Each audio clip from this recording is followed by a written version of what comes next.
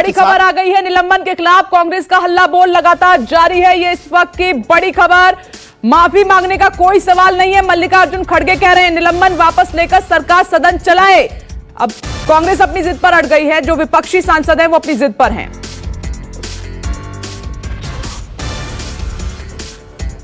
ने माफीनामे से इनकार किया, कोई माफीनामा नहीं होगा सर। अरे वो तो छोड़िए, माफीनामा नहीं होगा। हम उनसे विनती कर रहे हैं, जो हुआ वो हुआ है, वो भूल जाइए। सब मिलके देश के हित में, जनता के हित में काम करें। तो संजीव यही जिक्र कर रहे थे कि किसानों को छोड़कर विपक्ष अब अपनी लड़ाई लड़ेगा क्या सदन में? सवाल सामने जो आप रख रही हैं इस पर निर्णय होना है, लेकिन यह तो स्पष्ट है जो मल्लिकार्जुन खड़गे कह रहे थे वो शायद उन्होंने कल भी कहा था कि माफी का सवाल नहीं उठता है, लेकिन सड़क पर जो आंदोलन था उससे पहले सरकार को कहीं ना कहीं मुश्किलें हो रही थी। अब ऐसा लगता है कि विपक्ष जो है वो उस मुद्दे को भुला नहीं पाएगा। विपक्ष के पास केवल अपना मुद्दा, वो कहता रहा लगातार कि हम तो लोगों की बातें उठाते हैं और आप हमें निलंबित कर रहे हैं, लेकिन जो लोग हैं यानी कि जो सड़क पर किसान हैं वो तो आज उसमें से एक धड़ा जो है वो सरकार की बात मानने को तैयार दिखाई पड़ रहा है। ये तो बहुत स्पष्ट है। हमारे दोनों साथियों ने जो बातें की किसानों से उससे स्पष्ट हो जाता है। अभी जब मैं आपसे बात कर रहा हूं संसद के भीतर तैयारी ये है कि वो सारे निलंबित सांसद, जो 12 सांसद निलंबित हुए हैं, वो दिन भर गांधी प्रतिमा के बाहर बैठे हुए आपको मिलेंगे। सुबह से शाम तक बैठेंगे और विरोध करेंगे। माफी का सवाल नहीं उठता है, लेकिन सरकार का स्टैंड भी सुन लीजिए। सरकार ने बड़ा स्पष्ट कर दिया है। देखिए वो थोड़ी उत्साहित है, किसान आंदोलन में उसे सफलता मिल रही है। उसने भी बड़ा स्पष्ट कह दिया है कि अगर माफी नहीं होगी तो फिर निलंबन वापस नहीं होगा, यानी कि डेडलॉक की स्थिति है और ऐसे में वॉकआउट रहेगा विपक्ष का। ये बहुत स्पष्ट है। जी संजीव, मैं आती हूं आपके पास। आप सही कह रहे हैं। संजीव ने खबर दी है कि सुबह से लेकर शाम तक जो निलंबित सांसद हैं प्रोटेस्ट करेंगे।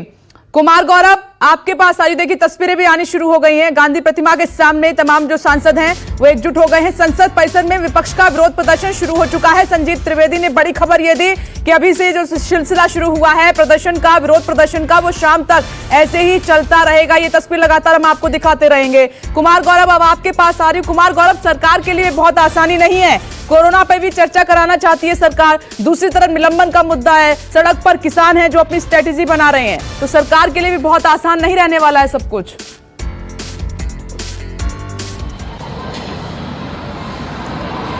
देखिए जाहिर सी बात है, संसद को चलाने की जिम्मेवारी सरकार की होती है और अगर वो पिछले सत्र की तरह अगर इस सत्र के भी धुलने की तैयारी है, जो स्थितियां दिख रही है, तो उसमें जरूर ये बात जरूर है कि सरकार के ऊपर भी बड़ा सवाल है, क्योंकि वो सदन को चला नहीं पा रहा है। दूसरी बात ये रही कि कल जो बातें हुई, जो निलंबन की बात थी, जिसको लेकर आज गांधी प्रतिमा पे विरोध प्रदर्शन, और ये लगातार आने वाले दिनों में चलता रहेगा। इससे अलग लोकसभा और राज्यसभा के सांसद बीच में जो विपक्ष के हैं वो आकर उनका समर्थन भी करते रहेंगे। जो निलंबित सांसद हैं उनके साथ बैठेंगे, उनके पक्ष में रहेंगे।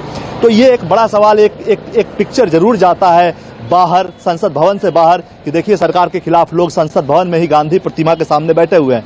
दूसरी बात आपने किसान आंदोलन की सरकार ने, जैसा कि चर्चा चल रही है और जैसे कि खबर हम लोगों ने भी चलाई कि सरकार ने 5 लोगों के नाम मांगे हैं जो कि एमएसपी पे कमेटी बनानी है, उसको लेकर। अब सवाल यह है कि किसान जो ग्रुप्स हैं वो कब ये नाम तैयार करके और फिर सरकार के पास लौटते हैं और आगे क्या प्रक्रिया होती है। सरकार अपनी तरफ से ये कह रही है कि उसने कृषि कानून मोटे तौर पे आजादी के 75वें साल में सबको साथ लेकर चलने की मंशा के तहत वापस ले लिया। अब एमएसपी का जहां तक सवाल है, एमएसपी पे वो किसानों के पाले में बॉल फेंक चुकी है कि आप लोगों के नाम दीजिए, फिर उस पर चर्चा करेंगे। मुख्य तौर पर जहां कोरोना को लेकर चर्चा की बात आपने कही है, रूल 193 के तहत चर्चा होनी है। इसका मतलब ये होता है कि जिस भी सदस्यों को जो नया वेरिएंट है कोरोना को लेकर, उस पर कोई सवाल अगर पूछना है तो वो सदन में पूछे और स्वास्थ्य मंत्री इसका जवाब देंगे। सरकार अपनी तरफ से इन तीनों मुद्दों पे कहीं ना कहीं तैयार है और पूरी तैयारी के साथ है कि जो आप सवाल पूछेंगे उसका जवाब देंगे। लेकिन सवाल ये है, सरकार हर बार यही कहती है कि विपक्ष इतना हंगामा करता है कि उसके पास तक सवाल नहीं आता, वो सवाल नहीं पूछते और वो जवाब नहीं दे पाते। तो ये कहीं ना कहीं एक राजनीति है, आगे आने वाले समय में चुनाव है। आप बिल्कुल सही कह रहे हैं कुमार गौरव। इस हंगामे में कहां कोरोना पर चर्चा हो पाएगी, आसार कभी नजर आ रहे हैं। चर्चा की शुरुआत कर लें। अनिला जी, आपसे कर रहे हैं चर्चा की शुरुआत। संसद में आप देखिए कि विपक्ष लगातार रणनीति बना रहा है, निलंबन का मुद्दा बड़ा हो गया है, वहां पर आपकी मुश्किल, सड़क पर किसान बैठे हुए, आंदोलन अभी खत्म नहीं हुआ है और आप कोरोना पर चर्चा कराना चाहते हैं। कैसे ये संभव है? क्या संभाल नहीं पा रहे हैं आप? मेरी सबको राम राम। और विपनेश जी, जो भी सत्ताधारी सरकार होती है और अगर ईमानदार सरकार है तो उसके सामने इस प्रकार की परेशानियां आती ही आती हैं। विपक्ष जो है वो हर अड़चने खड़े करने का प्रयास करता है, जिससे कि जो पार्लियामेंट है ऐसी जगह जहां पे लोगों यानी देशवासियों से जुड़े हुए मुद्दों पर बहस होती है और उसके ऊपर पॉलिसीज बनाई जाती हैं, कानून बनाए जाते हैं। जब तक ये लोग वहां पर हंगामा और तमाशा क्रिएट करते रहेंगे, पार्लियामेंट चल नहीं पाएगी, लोगों से जुड़े हुए मुद्दों पर बहस हो नहीं सकती। यही इनकी मंशा है। परंतु टेक्नोलॉजी का धन्यवाद दूंगी कि टेक्नोलॉजी के माध्यम से देश की जनता भी देख रही है कि किस प्रकार से उज्जड़पन ये लोग पार्लियामेंट में करते हैं और फिर उनके खिलाफ जब डिसिप्लिनरी एक्शन लिया जाता है तो उस पर भी ये उद्दंडता करते हैं। तो मुझे लगता है मेंबर ऑफ पार्लियामेंट जो है, चाहे वो किसी भी राजनीतिक दल से है, बहुत जिम्मेवारी से इन लोगों को काम लेना चाहिए, क्योंकि आप जो यंग जनरेशन है उसके सामने भी आप एक उदाहरण स्थापित कर रहे हैं। क्या देश की पार्लियामेंट जो है रकस क्रिएट करने के लिए है, तमाशा क्रिएट करने के लिए है? 1.5 करोड़ रुपया जो है प्रति घंटे के हिसाब से पार्लियामेंट में खर्च होता है। वो आप और हम जैसे जो टैक्स पेयर्स हैं, डायरेक्ट इनडायरेक्ट जो टैक्सेस दे रहे हैं, चाहे वो एक लेबरर भी है वो भी इनडायरेक्ट टैक्स दे रहा है, उसके पैसे से चल रहा है और ये पार्लियामेंटेरियंस जो है उसको चलने नहीं दे रहे हैं। और जहां तक किसानों का विषय है, देखिए मैं हमेशा से एक बात कहती आई हूं, जो आम किसान है उस दिन उसकी प्रतिक्रिया देखी होगी आपने, जब देश के प्रधानमंत्री जी ने ये ऐलान किया था कि हम तीनों कानूनों को वापस लेंगे। खुशियां मनाई गई, लोग नाच रहे थे, गा रहे थे, मिठाइयां बांट रहे थे। पर फिर क्या हुआ? फिर ये किसान नेता बीच में आए दीवार की तरह, क्योंकि ये स्पॉन्सर्ड कॉम है।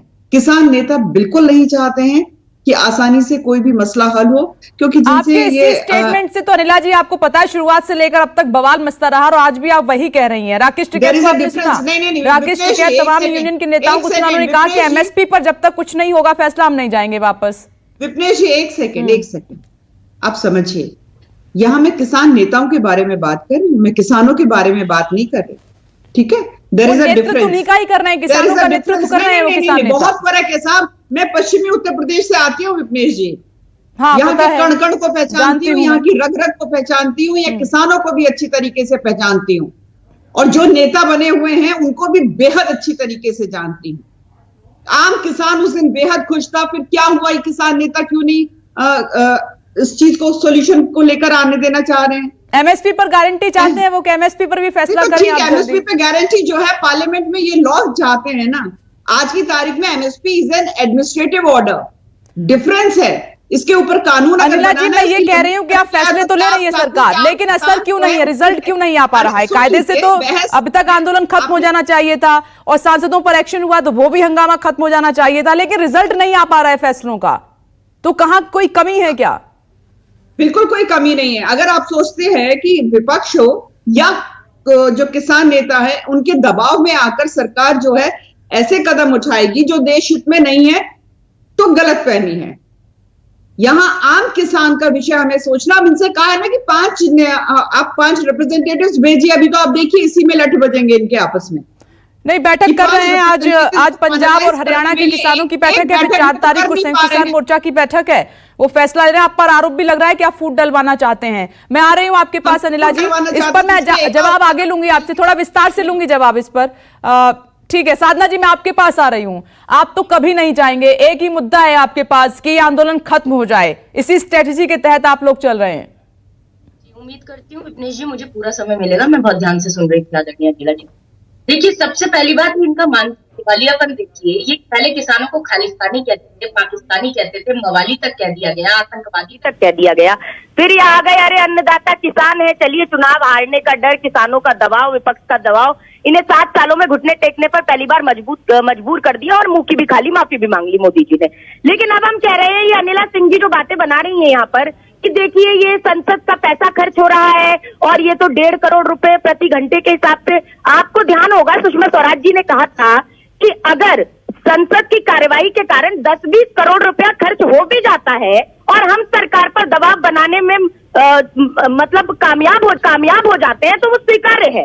ये इन्हें मालूम होना चाहिए। सुषमा स्वराज जी का बयान है, पढ़ा कीजिए। लीजिए आप थोड़ा सा।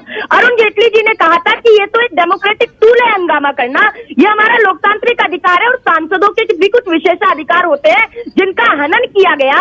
तो मैं रामचरितमानस के उत्तरकांड में कहा गया है कि पर संपदा विनाशी नसाही जिम सति हितहिम उपल बिलाही, अर्थात जो दूसरों की संपदा नष्ट करने का प्रयास करते हैं वो खुद नष्ट हो जाते हैं। अंततः यही मोदी सरकार के साथ हुआ। ये उपयुक्त है ये चौपाई की अर्धाली इनके लिए कि ये किसानों को आतंकवादी खालिस्तानी कहते रहे, बाद में इन्हें घुटने टेकने पड़ गए। अब बात आती है निलंबित कह रहे हैं आप सांसदों की हम चलने नहीं दे रहे। किसानों ने तो ऐसा कुछ नहीं कहा साधना जी, किसानों की तरफ से ऐसा कुछ नहीं कहा गया कि घुटने टेकने पड़े। उन्होंने कहा कि सरकार ने हमारी बात समझी, मानी, उन्होंने फैसला लिया है और हम भी अब एक फैसला लेंगे। विपनेश जी